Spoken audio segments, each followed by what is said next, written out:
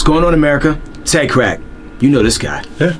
It's David Banner. It's a whole lot of guns in the house today. 2 men, no trunk.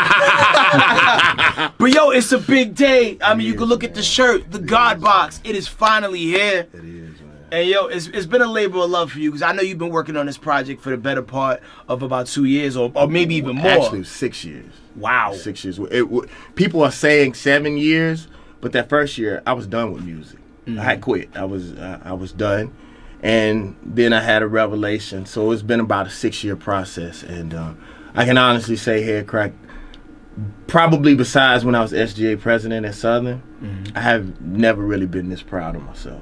And you have every reason to be proud. Even like records that came out a while ago, like joints like Evil Knievel, which is a bonus track if you buy it on iTunes, still sounds new.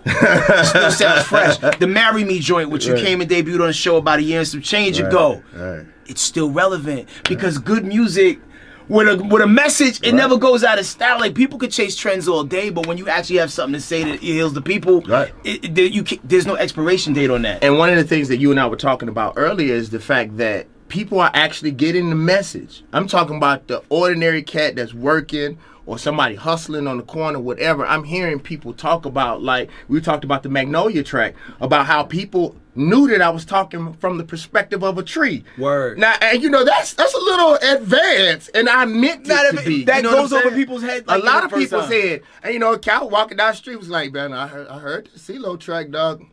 That tree stuff was dope. Let's go through the album. No, I got you. I can bow. I was trying to pull up just to show you I had it, man. I knew you had it. All right, so My Uzi, featuring Big Crit, which I believe was the second track that actually got leaked off the project. What was the thought process and the idea behind that one? Well, I'm gonna be honest with you. I wanted to give people a little bit of the old David Banner before I jumped into, you know, the more philosophical David Banner. Got you. So UGK is also on the album. So to hear Pimp C's voice, man, and then to have Big Crit, it was sort of like a culmination of the South. But at the end of the song, it actually has a real composition that was written by John Debney, who scored Passion of the Christ and Iron Man 1, 2, and 3. And so I wanted to take our people to another world, but I wanted to start in the hood. Yeah. So literally, it started like almost like we were in the on the block, and then we went to Krypton. So that was sort of like the mind frame of really taking people from all of the negative things that they go through in the day and really giving them an escape. Word. So that's track 2.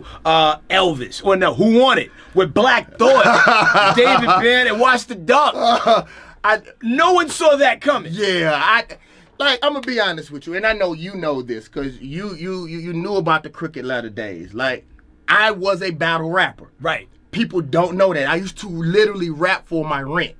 Literally, I wouldn't work a job. I went to the freestyle battles at the end of the month, and I did that on purpose. So I put myself in a position where I burned the bridges so I would have to win. Let the hunger propel you to be great. But the thing is like people where I'm from really don't like that kind of music. So I sort of put the battle rapping aside, but I really wanted to prove to people who didn't know where I come from, because people think I got conscious yesterday, or 2 months ago. It's been a long run. Yeah, I've been rapping. So that was sort of an opportunity to show people, you know, number one, that I respect hip-hop. I respect the history of hip-hop. And I think Black Thought is one of the most underrated MCs. He should be in everybody's top 5 easily. And I hate how, like, because he's on Jimmy Fallon now with The Roots, people are like, oh, yeah, the guy from The Roots. Like, no, fam. Like, well, let me tell you that. That part I don't mind, because he getting bread every night. I love that for them. But, like, you know, like, people often forget because they just see him. Yeah, because they reduce us no different than Ice Cube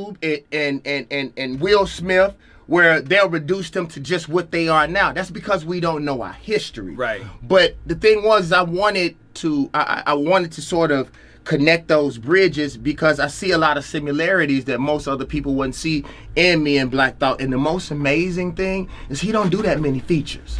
Yeah. And when he got on the album, he literally told me, he said, David Banner, this is not about music. He said, I support who you are as a man. And I was floored. I didn't know that, you know, I didn't know he was peeping out my politics. You feel what I'm saying? Yeah. So for him to get on that album, it's sort of, you know how hip hop is separated. You know what I'm saying? So for us to do that song, it sort of brung everybody back to the table. And most importantly, a lot of times when Black Thought gets on the track with another dude, Black Thought eclipses that. You was right there with him. Listen, you was right there with him. I was waiting for you to say that. Because, like, I believe as a man, we supposed to do our job. But it's funny, me being on that track with Black Thought, I'm now watching people starting to say, yeah, David Banner. Because if you remember the BET Cypher, sort of kicked the door open when I was reading the book to let people know that I wasn't playing. And I did that on purpose. Yeah. And I don't know if you watch, I've literally been dropping verse by verse to show people that we really rapping. And that was the real reason why I made that song. I was sort of pushing towards that direction, and you said it. Yo, yeah. I'm glad people witnessing the fitness. The lyricism continues on Elvis, but with the message. Right. And this is, you know, this is something that's like always a sensitive topic for people because, like, okay, yes. You know, hip hop is a universal thing. Our music is a universal thing, appreciated by all. But white people are embracing it even more so than they were before and running with it to the point where, like, the narrative may change in 10, 15 years if we're not careful, and if we as a consuming audience don't respect what's available. It always happens. It's happened in every aspect. It's even happened from a historical perspective. You know, if you ask our kids, most of our kids think that Black people in America started with slavery. And they don't know the fact that literally Black people existed over 100,000 years before the first white person ever existed on this planet. But historically, we've been faded out. Yeah. Same thing happened in rock and roll, and it will happen in music if we don't respect our roots. There's no reason why if I'm in Atlanta that I don't hear at least one Outkast song or a Lil Jon song, or go to Jackson, Mississippi and don't hear no David Banner, or go to Houston and don't hear no Scarface. You feel what I'm saying? I think the over-corporatization of just the industry at large, it just makes everything so nameless and faceless. I used to go to New York and feel like I'm in New York listening to the radio. I would come to Atlanta because I wanted to hear Atlanta stuff on the radio. Exactly. And everything is just so blanketed that you don't know where the hell you are when you get off the plane and listen to the radio. But what I will say, what is happening with this album and with Elvis, and I'm watching people. I saw my first review on the album last night. It was 5 mics, and literally they said this new David Banner will blow you away. If there wasn't a deficit, there wouldn't be no need for us. So in the deficit is when we actually have an opportunity to really change it. And like I tell people, same thing I said about Trump. It's like Trump is an opportunity for people to really, really face racism. If we would have had somebody else in office who made us feel at least lukewarm, then we would never address the issues. This is the time, because it is so blatant and our music is being taken away from us, that a song like Elvis will really matter. Yeah, man, get that one a spin. Amon, which I thought was Amy, which I thought was going to be a tribute to Amy Winehouse, featuring Trinidad James. You know, sensitive subject. You know, yes. Like you know, people throw my nigga around left and right. I didn't know we could say it. Thank you, my nigga. Oh, yeah, the bleeps. And it's the web. So nigga. All right. Just gonna make it harder for you to get it on today.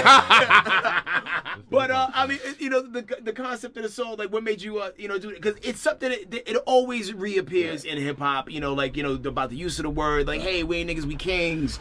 You know. Well, the thing is as I became more conscious and more understanding, is that we are gods. God is all matter. So we're made up of the same matter as God. And that because God gave us God nature, the same way they said that God spoke the word into fruition, you are exactly what you say you are. So if you say you a God, you God. There it is. If you say you a nigga, then you a nigga.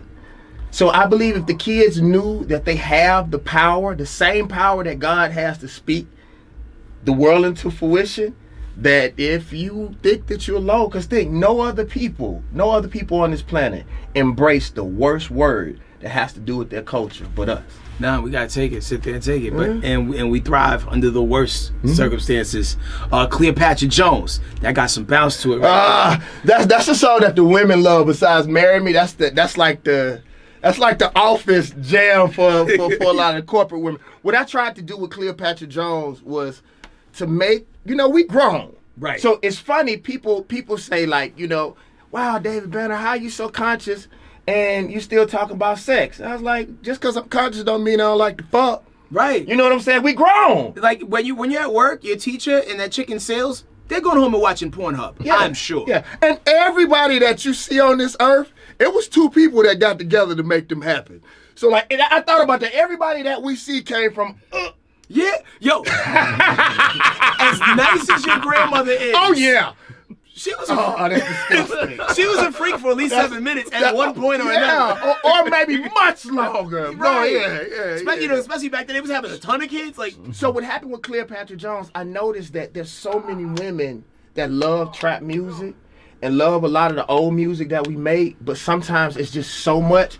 It's almost like a contradiction, and it's hard for them. So I said, what if I made a song that would still talk about sex, but that was smart, but still made them feel sexy? You know what I'm saying? So like, I remember one line on there where I said I wanted to give her this dick, Gregory.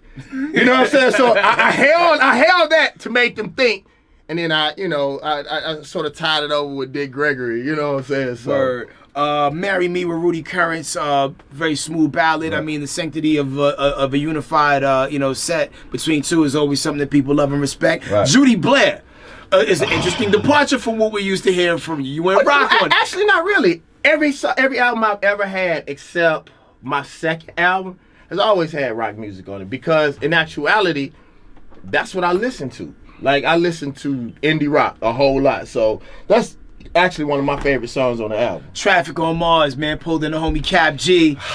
he had the bars in the beginning. Yeah. Cap G said one of the most amazing lines I've ever heard in my life. And I'm going to tell y'all this. I had to call him and ask him. He said that he's balling on the side just like Cassie. Do you get that? Yeah, Puff Daddy's girlfriend. Right, but do you get what he said? The fact that she's a side chick. And No. Okay. I don't want you to get in trouble. No, that's not it. Okay. No, you remember she was the first one to wear the ball on the side. Oh, okay. So he said, I'm balling on the side just like Cat. And I called him. I was like, what do you mean? Oh, oh, shit. And then he said, I couldn't get a green card on St. Patrick's. People sleep on Cap. Cap is snapping. One time for the Mexicans putting it in the hip hop game, man. Black Fist, Tito Lo. We talked about this earlier. I didn't know Tito Lo was the same Tito Lopez that Dre was about to sign. Yeah, Tito Lopez is one of the most vicious MCs in the world, literally, and he helped me so much on this album. And just to have somebody who comes from where I'm from and feels the same way that I feel politically, it was just awesome. And that's somebody that I want to shine to the world, because to me he's comparable to Nas. And me even saying that, I mean that when I say that. And when you see people like that don't get the necessary break that they need, I think he's one of the premier lyricists in the world. I want to see his name resonate a little bit more, because I completely forgot about him, because like I haven't seen. I'm gonna make sure that you don't ever again, bro, because Okay. he needs to be seen. Cool. Let's see. AK. Raheem. Not only is the beat dope as hell, at the end, Big Rube come through and bless people with a poem so fresh that like I feel like people should start their day out listening. Yeah, to that. he was talking about that. What AK is a lot of people's favorite song. DJ Khalil produced the track. With me, AK, first of all, Raheem Devon, I think is probably an R&B version of me, as far as politics is concerned, and the things he went through in the industry. Like literally, that song resonates with me because a lot of times with the relationship that me and him has.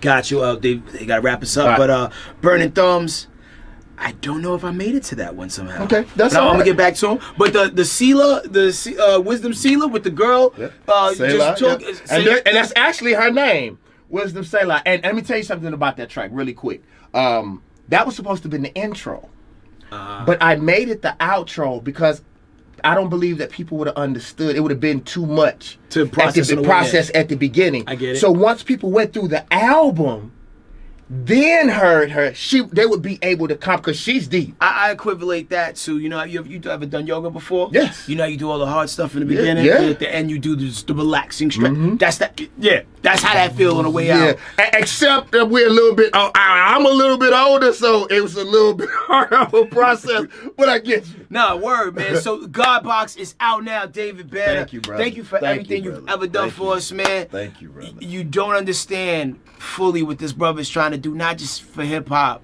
but for the culture and people as a whole. Support the revolution. It's an independent release as we speak right now. #1 hip hop album on iTunes. #6 overall. Just elbow the rest of them artists out of the way. Get out of here, Ed Sheeran. Move out of here, Get out of the way, country dude. Country dude with the #1 hit. Yeah. David Banner, God Box. Move him out the way, country dude. It's the Ricky Smiley Morning Show.